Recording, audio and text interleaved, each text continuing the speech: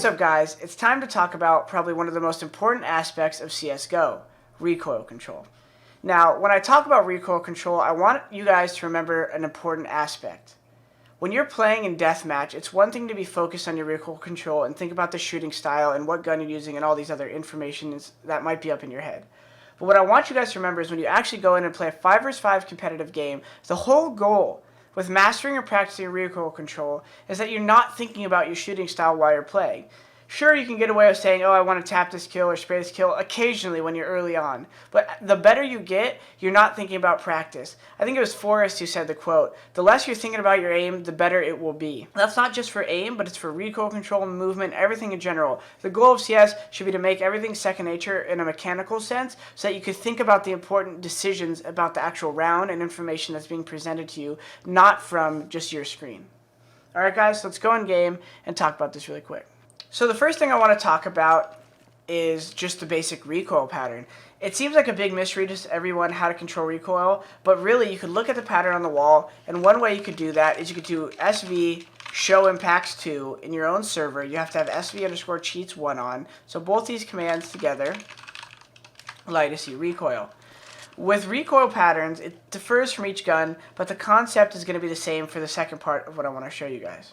The first thing you guys got to realize is with AK or M4, which are probably the two most important guns, the pattern is pretty similar, but you pull it out a little bit sooner on the AK. So I'm going to show you the pattern without controlling it at all right now. So what we notice is the most important kind of thing that happens is it goes up and to the right.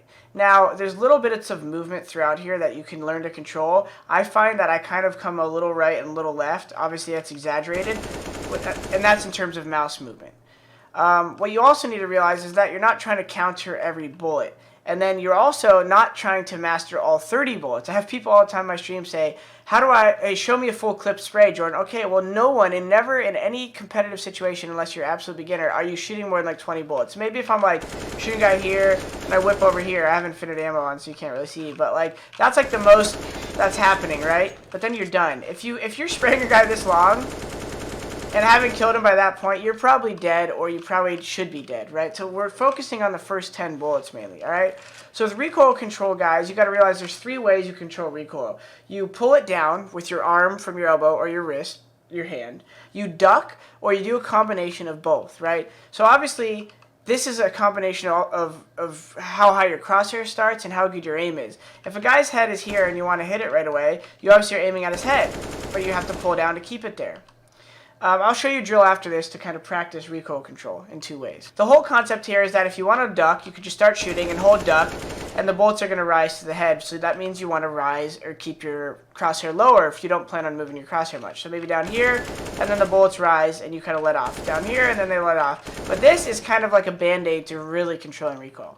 The next method, without ducking, is controlling it with your wrist and your arm. So what happens when you control recoil is you're pulling your forearm back a little bit, right? You're pulling your mouse down with your forearm. Depending on your grip, whether it's claw or palm, if you have a claw grip, you have a little less room to pull back with your hand. But if you have a palm grip, you can kind of pull your fingers in to help control the recoil, which is what I do. So a lot of times this will be just with arm, but when I use hand, it's also about how much pressure you apply. So you're not just pulling it down, you're applying a pressure downwards against the table and then pulling back at the same time. So that it's right now, I pull down, but I'm applying pressure, right? If I just pull down, it's going to follow me down, right? So it's about finding that balance with how much you pull down and applying pressure on the mouse. So you're applying a little bit of pressure and pulling down, and the whole goal is you keep it at a perfect kind of x-axis. Y-axis? Vertical axis, we'll just say that. So that the bullets aren't going up and down. Part of the drill I'm going to show you after this is relating to that. Alright guys?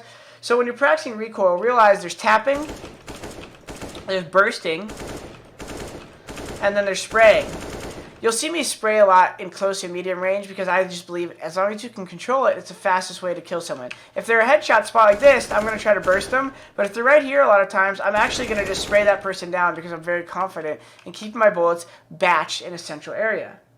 Alright, so now that I've talked about ducking and standing recoil control, ducking is where you're not moving your crosshair as much. You're just starting your crosshair lower and letting it rise when you duck. And then standing is when you're controlling it mostly with your arm, you can now combine the two, which looks like this. You kind of have your crosshair mid-level, you start shooting, then you duck, and you're pulling down. That's a very common method among the pros when you're committing to a fight in the open. Now, when you're playing off a corner like this, you're never really just going to stand and spray too much unless you know you have the jump on a guy and he misses a shot or something. A lot of times when you're near an object, the concept is shooting bursts to do damage and not take as much yourself. And then recoil control with spraying is fully open when you're in the middle of the open. Once you're here, you're not hiding and the guy peeks you. That's where a lot of times the pros combine the standing and the duck. Alright guys, the final thing that I want you to understand is how movement affects recoil control, which is you have to learn to stop with opposite strafe. So, anytime you want to move and stop and shoot somebody, if you try to stop too fast, or not fast enough and shoot before you stop, what's going to happen? Your bullets are going to mess up. So you need to practice hitting the opposite strafe when you're moving. So right now I'm holding D, I hit A, and then I start shooting. I'm holding A, I hit D, and I start shooting. Holding D, I hit A, I start shooting. So this drill I'm going to show you after, we'll play into that, guys, but realize that you have to stop moving fully when you start shooting. Alright guys, I hope that helps with recoil. Realize that you're not mastering every bullet of the pattern. You're just getting the feeling down in your forearm, how it feels in your hand for the small recoil. You're combining that with your range of control, so how much you're using your wrist. And then you're realizing you can use ducking as a mechanism, but you want to practice these separately, which is also part of the drill you'll watch right after this. Also guys, I wanted to give a quick mention. If you feel like you still have some questions about recoil, feel free to YouTube it. I'm not the only one who's done videos on this stuff. I've actually done videos, and you might find some separate information there. So feel free to Google or YouTube Nothing's recoil control videos on YouTube, or other instructors. You might find some good information out there, guys. The key here is to practice, review, and just keep that process up until you really finish and build that muscle memory so you don't have to think about recoil while you're playing.